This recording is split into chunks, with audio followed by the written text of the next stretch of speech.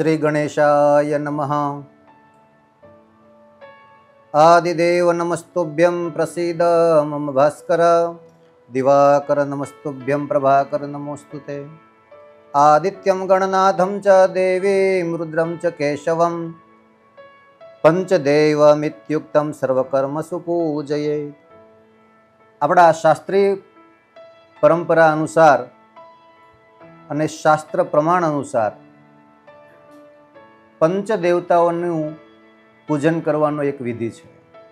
આ પંચદેવતાઓમાં આદિત્યમ ગણનાથમ ચ દેવીમ રુદ્રમ ચ કેશવમ પંચદેવતમિત્યુક્તમ સર્વકર્મસુ પૂજયેત. આવો એક શ્લોક છે, શબ્દ કલ્પદ્રુમનો શ્લોક છે. આદિત્યમ એટલે કે ભગવાન સૂર્ય, ગણનાથમ ચ ભગવાન શ્રી ગણેશ, દેવીમ રુદ્રમ ચ કેશવમ દેવી ભગવાન શિવ અને ભગવાન કેશવ એટલે નારાયણ. આ પંચ દેવતાઓની પૂજાનો વિધિ છે. ભગવાન શિવ જે પૃથ્વીના અધિપતિ કહેવાય છે, ભગવાન ગણેશ જળના અધિપતિ છે, જગદંબા શક્તિ એ તેજ એટલે કે અગ્નિના અધિપતિ છે, ભગવાન સૂર્ય એ વાયુના અધિપતિ છે અને ભગવાન વિષ્ણુ એ આકાશના અધિપતિ છે. એટલે પૃથ્વી, જલ, અગ્નિ, વાયુ અને આકાશ, ક્ષિતિ, અપ, તેજ, મરુત અને વ્યોમ. આ રીતે પંચ દેવતાઓની ઉપાસના એટલા માટે લખી છે કે પૃથ્વી, જળ, અગ્નિ, વાયુ અને આકાશ આ પંચ જો ન હોય તો આપણું જીવન કે આ વિશ્વ સંભવ નથી. એટલે આ પંચ તત્વના અધિપતિ છે એ દેવતાઓની પૂજાનો ઉલ્લેખ કરવામાં આવ્યો છે. ભગવાન શિવજી જેમ કે પૃથ્વી તત્વના અધિપતિ છે એટલે ભગવાન શિવજીની પાર્થિવ પૂજાનું વિશેષ મહત્વ બતાવ્યું છે. ભગવાન ગણેશજી એ જલ તત્વના અધિપતિ છે. ભગવાન શ્રી ગણેશની આપણે ત્યાં પ્રથમ પૂજાનું મહત્વ બતાવવામાં આવ્યું છે. ભગવાન ગણપતિ આદિ પંચ દેવતાઓનું પૂજન સાથે એક સંલગ્ન વિષય જોઈએ તો આ શરીર પણ આપણું પંચ તત્વથી બનેલું છે. એટલા માટે આપણા શરીરમાં આ પાંચ દેવની ઉપાસના કરવામાં આવે છે. ભગવાન ગણપતિની પૂજા વિશે આજે આપણે મહત્વ જોઈએ. ભગવાન ગણપતિનો એક બહુ સુંદર મંત્ર છે, ઓમ એકદંતાય વિદ્મહે વક્રતુંડાય ધીમહિ તન્નો દંતી પ્રચોદયાત. પછી અલગ અલગ ગ્રંથોની અંદર ગણપતિની ઉપાસના માટેના અલગ અલગ મંત્રો પણ બતાવવામાં આવ્યા છે. ઓમ તત્પુરુષાય વિદ્મહે વક્રતુંડાય ધીમહિ તન્નો દંતી પ્રચોદયાત. એવો નારાયણ ઉપનિષદની અંદર મંત્રનો ઉલ્લેખ મળે છે.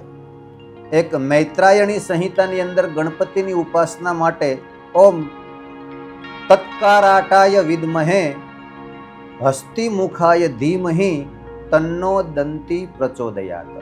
એવો એક ભગવાન ગણપતિની ઉપાસના માટેનો મંત્ર મળે છે. આ પંચ દેવતાની ઉપાસનામાં ભગવાન ગણપતિની ઉપાસના વિશે નારદ પુરાણની અંદર એક બહુ સારો એવો ઉલ્લેખ મળ્યો છે કે ભગવાન ગણેશજીની સુવર્ણમય મૂર્તિ બનાવી અને પૂજા કરવાનું શ્રેષ્ઠ ફળદાયી છે. ભગવાનની સોનાની મૂર્તિ ન બનાવી શકાય તો એના અભાવમાં હરિદ્રા એટલે હળદરમાંથી બનાવેલી મૂર્તિ, એની પૂજા. એની સાથે સાથે ભગવાન ગણપતિજીની પૂજા માટે ગોમયમાંથી પણ મૂર્તિ બનાવીને પૂજા કરવાનો ઉલ્લેખ છે. ભગવાન ગણપતિની કૃપા પ્રાપ્ત થાય તે માટે ભગવાન ગણપતિના મંત્ર સાથે એની ઉપાસના કરી અને ભગવાન ગણપતિની મૂર્તિ ઘરમાં સ્થાપિત કરી અને પૂજા કરી તો ગણપતિ દ્વારા, એમના વ્રત દ્વારા, એમની પૂજા દ્વારા ઉત્તમ ફળની પ્રાપ્તિ છે. પણ અહીંયા એક બહુ સુંદર શ્લોક લખ્યો છે કે ગૃહે લિંગદ્વયમ નાર્ચ્યમ ગણેશ ત્રિતયમ તથા શંખદ્વયમ તથા સૂર્યો નાર્ચ્યો શક્તિ ત્રયમ તથા. ઘરની પૂજામાં 2 શિવલિંગ, 2 શંખ, 2 સૂર્યનારાયણની પ્રતિમા, 2 શાલિગ્રામ, 2 ગોમતી ચક્ર, 3 ગણપતિ ન રાખવા જોઈએ એવો ઉલ્લેખ છે. ગૃહે લિંગદ્વયમ નાર્ચ્ય એટલે બે શિવલિંગ ઘરમાં ન રાખવા. ગણેશ ત્રિતયમ તથા ગણપતિ ભગવાનની 3 મૂર્તિ રાખવાનો નિષેધ છે. એટલે ભગવાન ગણપતિની પૂજા માટે ગણપતિ દાદાની એક અદ્ભુત મૂર્તિ ઘરમાં નિર્માણ કરી એની પૂજા. ગણપતિ દાદાની પૂજાનું ખાસ કરીને દુર્વાથી ભગવાનની પૂજાનું વિશેષ મહત્વ છે. ભગવાન ગણપતિ દાદાને દુર્વા કુમકુમ આદિથી સુશોભિત કરી અને ગણપતિ દાદાને અર્પણ કરવામાં આવે. ધ્યાન રહે, ગણપતિ દાદાને તુલસી ચડાવવાનો નિષેધ છે. ભગવાન શ્રી ગણેશને તુલસીજી ચડતા નથી, કારણ કે પુરાણોમાં એની કથાનો ઉલ્લેખ છે. ગણપતિ દાદા અને તુલસીજી અરસપરસ શ્રાપ લાગેલા છે, એટલે ગણપતિ ભગવાને તુલસીજીને સ્વીકાર્યા નથી. ભગવાન ગણપતિ દાદાની પૂજા દુર્વા દ્વારા થાય છે. કુમકુમ આદિથી ભગવાન ગણપતિ દાદાની પૂજા કરવામાં આપણને એવું થાય કે ગણપતિ દાદાની પૂજા કરવામાં હવે અમને કાંઈ મંત્ર આવડતા નથી, તો બીજા કયા મંત્રોથી અમારે પૂજા કરવી? તો શ્રી ગણેશાય નમઃ ભગવાનની પૂજા કરવા માટે ઉત્તમ છે. ઓમ ગમ ગણપતયે નમઃ, ઓમ સિદ્ધિ વિનાયકાય નમઃ.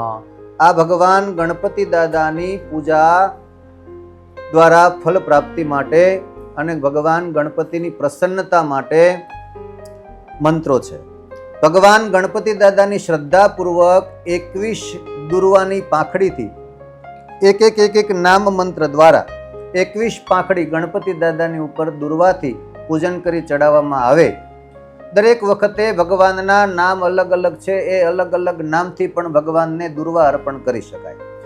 કદાચ એ બધા નામ ન આવડે તો ઓમ શ્રી ગણેશાય નમઃ એના થકી દુર્વા ગણપતિ દાદાને અર્પણ કરવી. નામ ગણપતિ દાદાના 21 છે, એનાથી પણ દુર્વા અર્પણ કરી શકાય.